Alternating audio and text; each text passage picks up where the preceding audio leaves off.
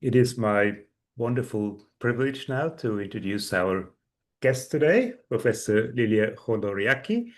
Lilie is Professor of Media and Communication Studies at the London School of Economics and Political Science. And we've been big fans of Lilie here for a long time, and that includes Emma. We've been reading her for a long time. She's a very influential scholar, having written a range of influential books and articles on how victimhood is represented in the media and the kind of political and social kind of consequences that come out of these representations. She has written several fascinating and important books. The Spectatorship of Suffering and The Ironic Spectators are two of perhaps her prominent books, but it includes various others. It was about 3 years ago, both Cormac and I had the chance to interview Lilie here in our program in a session where we talked about what was then a new book by her, co-authored with Miria Gergio on the digital border, migration, technology, power. And you can actually see the interview on our website back then. But today we're here to discuss Lilie's new book called Wronged, the Weaponization of Victimhood. I only have a PDF copy for now, but I think a real one is on the way. It's a fascinating book, like many of the previous ones. She writes beautifully, insightfully, and it's a real amazing book. Columbia University Press, 2014. 2024, yes. So wonderful to have you with us, Lilie. Thank you so much for joining us again. Well, thank you so much for inviting me back. It's great to be back, and I very much look forward to our conversation. So do we. And I thought we'll start with perhaps a bit of background. And again, some of your earlier book, I mentioned the two books, the influential books. You look at media representations of suffering, and you look primarily at the kind of a north-south dynamic of how people from the global south are represented in the media, the types of ethical implications that follow from these representations. Your present book, Wrong, is slightly different. It obviously draws on similar themes, but it takes a different route. Can you perhaps give us a bit of background on how your work evolved towards this book and what was the motivation behind it? Yes. I mean, you just captured it perfectly there. I mean, my previous books looked into the problem of human suffering as a representational practice in the context of the global South. So I kind of began from my own epistemological access point, which is the visual media of the global North, and my work tried to provide a kind of informed analytical critique of how the visual media of the global North represent and narrate the distant suffering of the global South, and I'm talking about distant, not mainly in the sense of geographically distant, but also emotionally, culturally, and morally distant suffering. And that was really a critique of ethnocentrism, of the colonial legacies of our narratives of the South as a passive victim.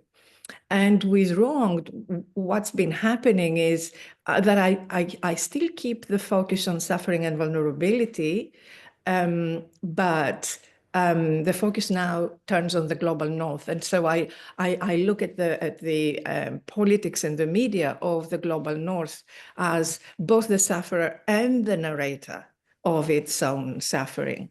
And here the critique is, I would say, at a kind of a first level, a critique of the far right, which weaponizes claims to suffering. That's what I'm saying in the book. Weaponizes claims to pain and suffering at the service of a politics of cruelty.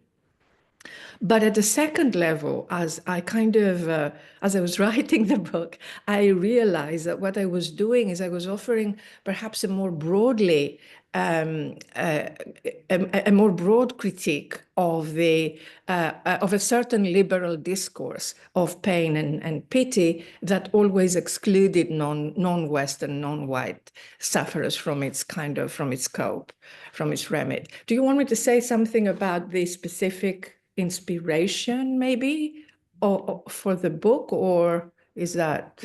Well, maybe we'll let Cormac come in, maybe with a bit of a Oh yeah, sure. definitional sort of question. And then there's already several really interesting themes that I think we will be keen to kind of explore in more detail as we go on. So, and like before, we have about half an hour for a discussion that Cormac and I will lead with you.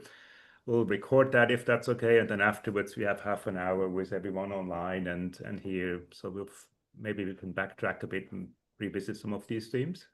Back to that. Yeah, sure, absolutely. Yeah. Well, I was going to ask about definitions, which is obviously, some of the first questions that come up in talks like this.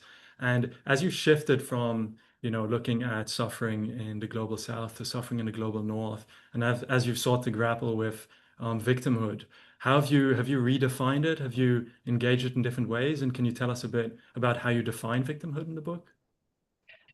Yes, absolutely. So in this book, in Wronged, I offer a rather broad definition of victimhood. Maybe I should start by saying that as I was starting that book, Wronged, I started thinking about it before I started writing it. I was at the time still doing the work on migration and refugees. And you remember that 10 years ago, exactly, we had the major migration event in the UK, in Europe. My own native country, Greece, was one of the kind of fronts that had to manage parts of that event. And at that time, as I was writing about migrants and refugees in that book, The Digital Border, the dominant idea of the victim was of people who are voiceless and powerless. And at the same time, what we were seeing, a few months later, a year later, is that we had politicians like, the Brexit politicians in the UK and Trump's first election to the presidency, who were very rich and very powerful people, disconnected really from the struggles of working people. And they were winning elections in the name of the oppressed and in the name of the victims, right? So that was something that I wanted to explore further. Like, what happens when you put victimhood together with power, when instead of only powerless victims, which is in itself a problematic representation, there are also powerful victims who, kind of use the languages of pain, the language of suffering as a linguistic weapon in order to gain even more power, and in order to, win elections. So that was the starting point. And then for Wronged, then, I thought we need a broader definition of victimhood that kind of starts from the basics, and a kind of intuitive approach to it that I took is that I will think of victimhood as the communication of suffering that places the victim, the perpetrator, and the benefactor at the heart of the public conversation, no matter where it's coming from, whether we are talking about refugees and migrants or whether we are talking about Boris Johnson and him being trialed for, I don't know, corruption or whatever.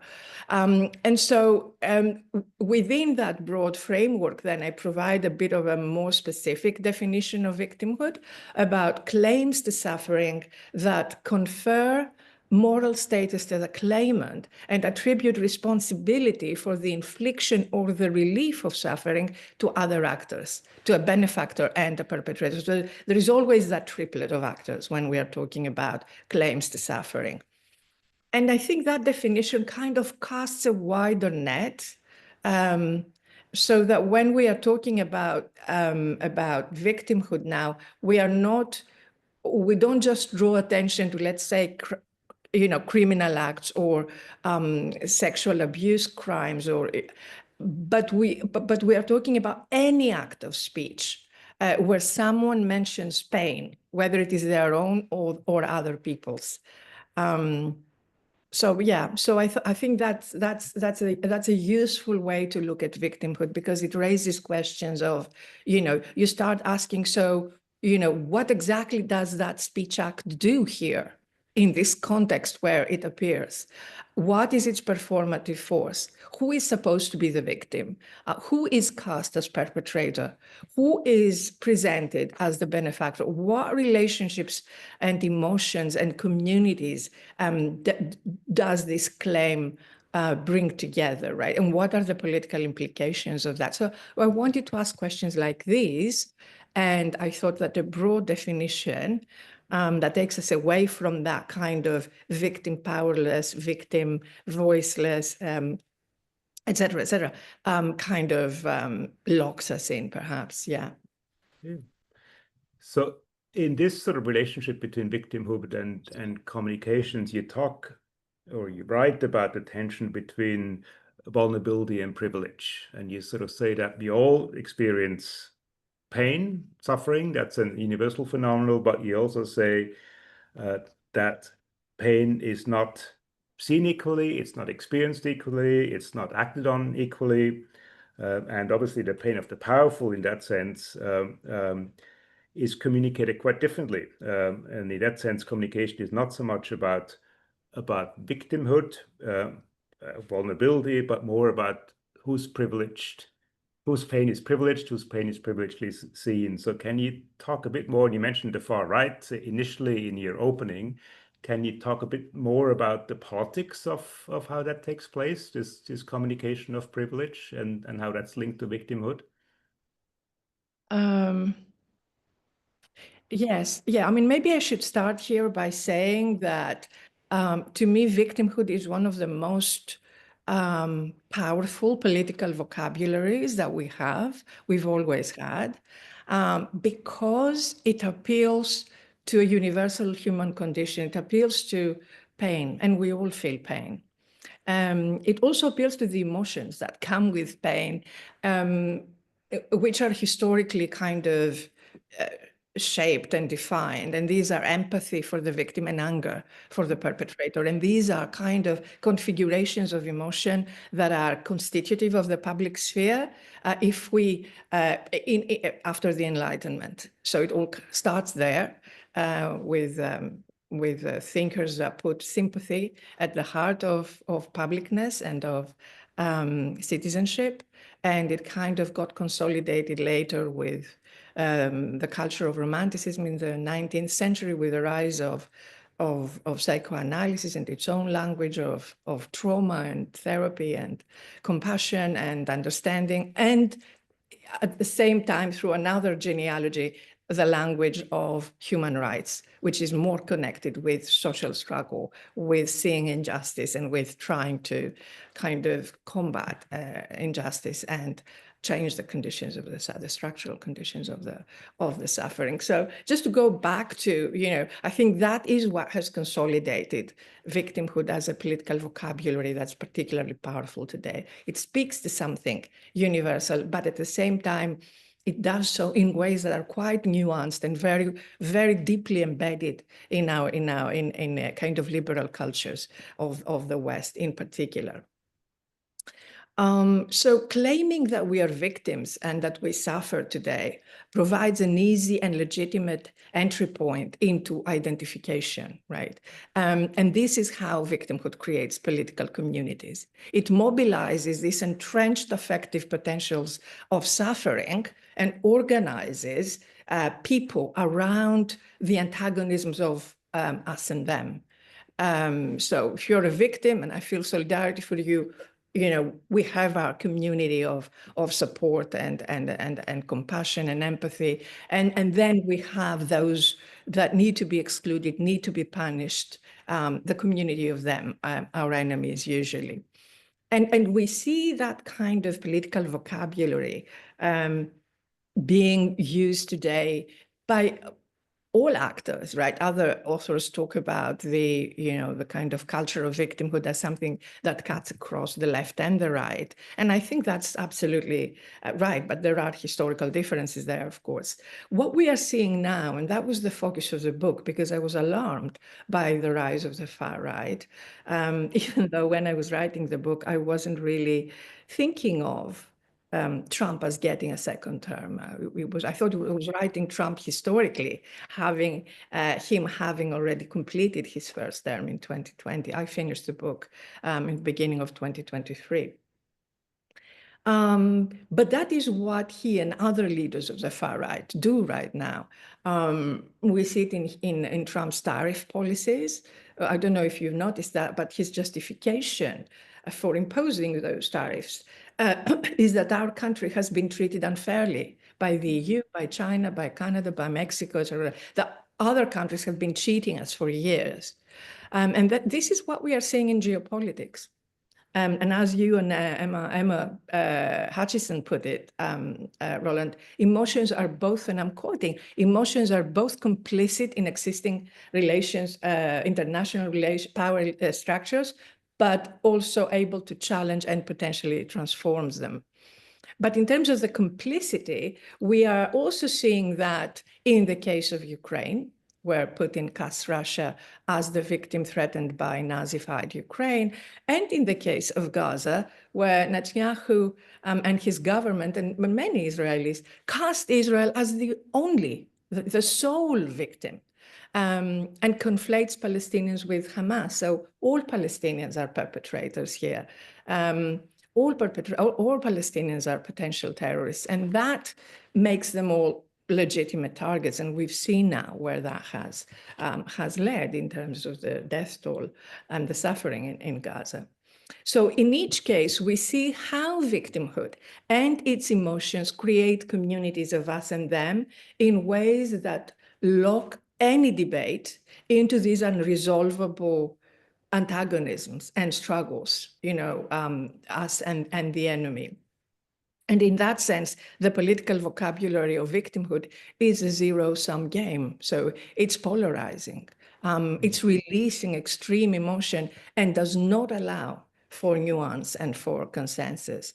And just to finish off with just one sentence, which comes back to your comment and question, all of this is happening in a public sphere or in multiple public spheres that do not constitute a level playing field, where not all actors are equal. So those who have a louder voice and those who have more authority, more believability, more capital, whether it's social, economic, political, military, and importantly, those who have algorithmic privilege on social media platforms, again, Elon Musk and Trump, they are winning over those who have less of all of those. We're talking about the amplification of voice, more attention, more engagement, more recognition. And it is in this sense that I would say that the language of victimhood as a political vocabulary ultimately becomes a vocabulary that is less about vulnerability, and it is more about privilege. You sort of linked that dynamic as well in one of your chapters to neoliberalism, when you sort of say that the individualization of pain and of suffering in some sense depoliticizes suffering, because it sort of draws attention away from structural, entrenched forms of politics suppression towards the individual. Is that something that you'd like to comment on perhaps a bit more in the sense of how that works? Yeah, absolutely. I mean, Eva Illouz's term emotional capitalism is absolutely central to my work. But what I've just, what you've just kind of prompted me to to address connects directly to, you know, our discussion just now.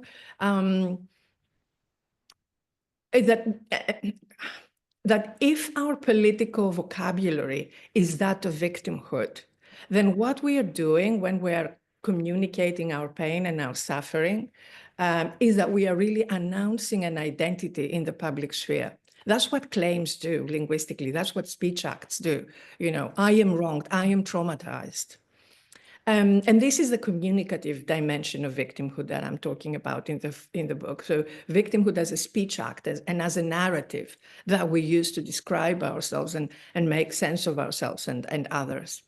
And now emotional capitalism in Eva Illouz's work captures precisely this quality of the public sphere, where announcing one's suffering is an act of recognition. I see you as a victim, I'm in solidarity with you, I empathize, I stand against your perpetrators. And specifically what Illouz says is that modern identity is increasingly performed through a narrative which combines the aspiration to self-realization, I would add, and recognition, with a claim to emotional suffering. And her account of emotional capitalism begins with liberal modernity, and it's partly the narrative I've drawn to kind of sketch out the genealogy I spoke about earlier. But what we are seeing today is that these public performances of the self have become more and more embedded in everyday life and in our institutions. And as liberalism turned into neoliberalism in the last decades of the 20th century, what we are seeing is a kind of almost complete fusion of the self, the suffering self, with the market. If we take that as a kind of basic definition of neoliberalism, the encroachment of the market in all spheres of social activity and forms of self.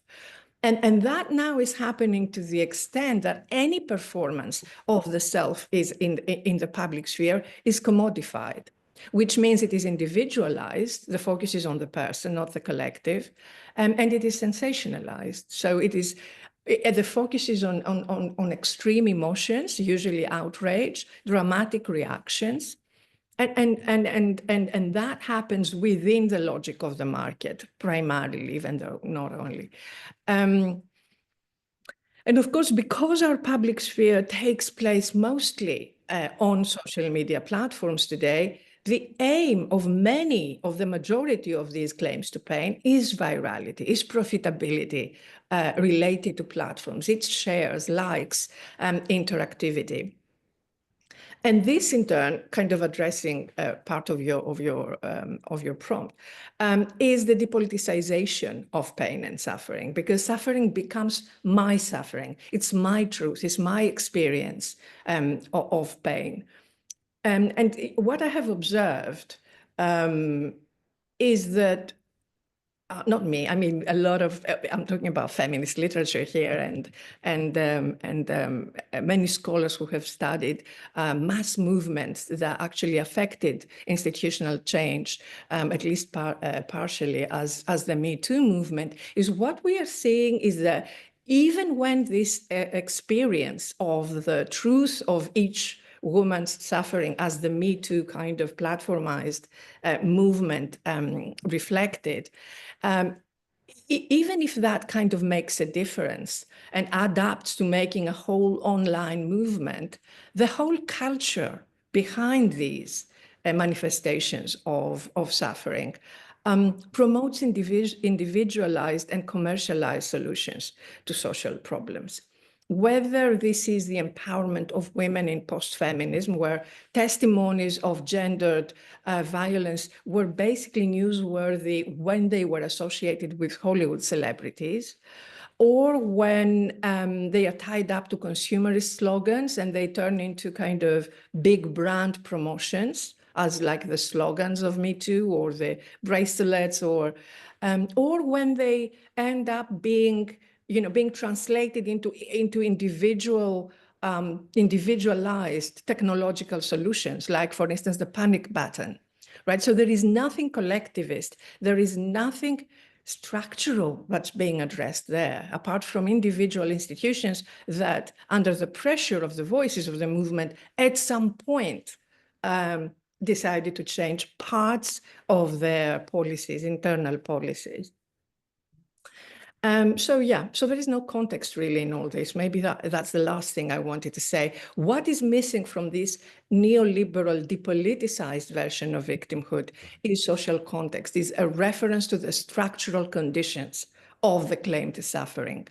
And if we look at context, we will see that certain victims, as you know, the examples I gave earlier, speak from privilege, that is from positions in social space that are overall sheltered from most forms of violence, from poverty, from racism, from misogyny, from transphobia, homophobia, ableism, or an intersection of those, whereas other speakers, other claimants speak from positions of abject vulnerability. I suppose, you know, trans migrants today in the US.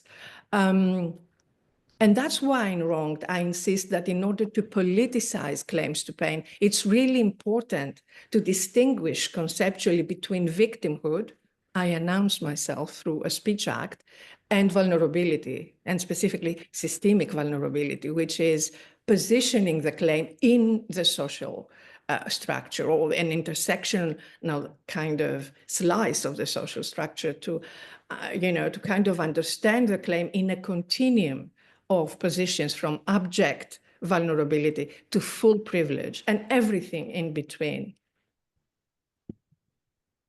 Yeah, I think. Why don't you do one more question, and then we'll open up afterwards. But we'll do one more. Yeah. So to end on a bit more of a positive note, I think a lot of your book is devoted to you know, outlining these sorts of problems with the way that victimhood is theorized in academia, with the way victimhood is weaponized by, for example, the far right, with the problems related to the media environment we find ourselves in, even a critique of neoliberalism and capitalism to some extent. But your book ends with, I might call it a solution that you see, or one possible way of reclaiming victimhood for the vulnerable. Could you tell us a bit about this solution? Yes, yes, I could. I would say maybe not quite, I wouldn't call it exactly a solution, but I think we need to find ways to navigate public conversations in ways that give us a bit more clarity about what is involved politically, emotionally, ethically when we are confronted with or use ourselves claims to victimhood. And I think in this, and that's what I'm trying to do in the last chapter, kind of clarify that terrain through specific, maybe, I wouldn't call them even tools, but maybe some kind of tips about how we can do it. Tips doesn't do the job either. But yeah, just some more clarity in terms of how, you know, in terms of the navigation kind of insights that we have in that process. And I think the first important thing is to be aware of what victimhood can and what it cannot do. And a victimhood can be used to narrate and announce ourselves as a voice of suffering and mobilize emotion and action around that suffering. So it's a powerful political vocabulary because it creates communities, political communities of recognition, which can be good, empathy, solidarity movements. It can be bad, communities of hate, communities of division and violence. So it's an open-ended politics, really. Now, what victimhood cannot do is that it cannot tell us whether the claimant of the pain, of the suffering, is actually systemically vulnerable. And that's really important in a politics of justice. And I think that's why the distinction between victimhood, who I claim to be, and vulnerability, how far and in which ways am I exposed to structures of violence, is an important distinction, political distinction. And so in that sense, you know, one of the things we can say is how do we navigate these conversations? Just have that clarity about what victimhood can and cannot do, and just be suspicious of all the claims to victimhood that are being thrown around in the public sphere. And to do that, we need to unlearn something that I think we've all kind of been used to or kind of been educated since a very young age in a culture of therapy and in the kind of context of emotional capitalism, as Illouz calls it, which is that we think of the victim usually as a core identity, that somehow the victim is someone who carries their traumas, injuries, deep emotions. And of course, I'm not denying, that people and groups feel like that. We feel like that. I feel like that. That's how I begin the book with. But I think at the same time, we need to kind of start thinking about victimhood in that other kind of more analytical way, through the distinction of between when I say I'm a victim and where do I stand in terms of the kind of privilege vulnerability continuum. I think that's an important distinction. At the end of the book, I actually include a number of questions, like, kind of simple questions that we can always kind of parse through when we are confronted with speech acts and conversations that center the victim and center victimhood. Things like, who claims pain, for whom, in which capacity, and from which social position. So we can talk about, kind of relations of power and negotiations of hierarchy there in terms of, as I said, class, race, ability, and all of these are, of course, individualized, right? People are not sociological categories. They embody them in different intersections and through different kinds of emotional histories. But it's a roadmap. It's a roadmap, and it's important to begin there and then, contextualize all this within the historical moment that it happens, right? So ask about who is claimed to be the perpetrator, what truth claims are being made to support the fact of the suffering, the emotions and actions that are being demanded of us, what kinds of communities come together, who is excluded, what implications do these claims have for those who are already excluded in society. So stuff like that. It's like, I call it the heuristics of victimhood, which is really questions we all do, I think, in our everyday conversations. I think we are very capable, kind of reflexive actors that can challenge the claims to victimhood that we encounter in everyday life. But I think we also need to kind of have a broader picture, more theorized, more substantiated, and with more explicit analytical tools to be able to kind of navigate through that. I have one final point that I want to make. I don't know if I have like half a minute, maybe. Yeah, of course. Because it's important. This is your second, Lilie. Thank you. Yeah, but I think because I haven't really gotten there yet in our discussion, and I'm sure the conversation that will follow will bring it up. But one thing, I think is important, goes back to the idea that victimhood is today individualized and depoliticized. And I think if we look at a kind of more programmatic, more strategic level, I think, and the question of what to do, I think we need to articulate narratives of victimhood, narratives of pain, with collectivist narratives of justice. And we can look into history for that. So trauma as a language of empathy and therapeutic care has historically been linked to public testimonies of suffering as a force of justice, and sometimes a force that has pushed for change. And I have two examples here. I also mentioned them in the book. I'm talking about how the testimony of Holocaust survivors became an important political force after the Second World War, and particularly in the 1960s. And the kind of pivotal event for that was the Eichmann trial, and the huge impact that the voices of the survivors from the concentration camps had in the public sphere around the world. The fact that people for the first time heard what was going on from the people who had felt it. And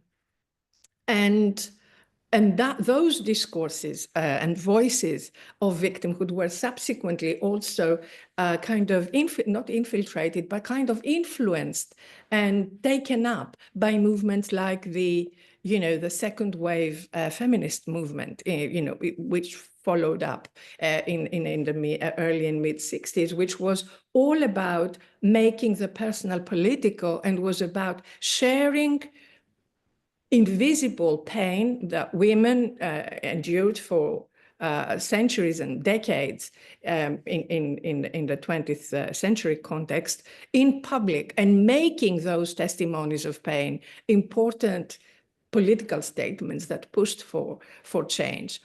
So how can we build on that part of the history of testimony that can benefit today's struggles against, let's say, structural misogyny?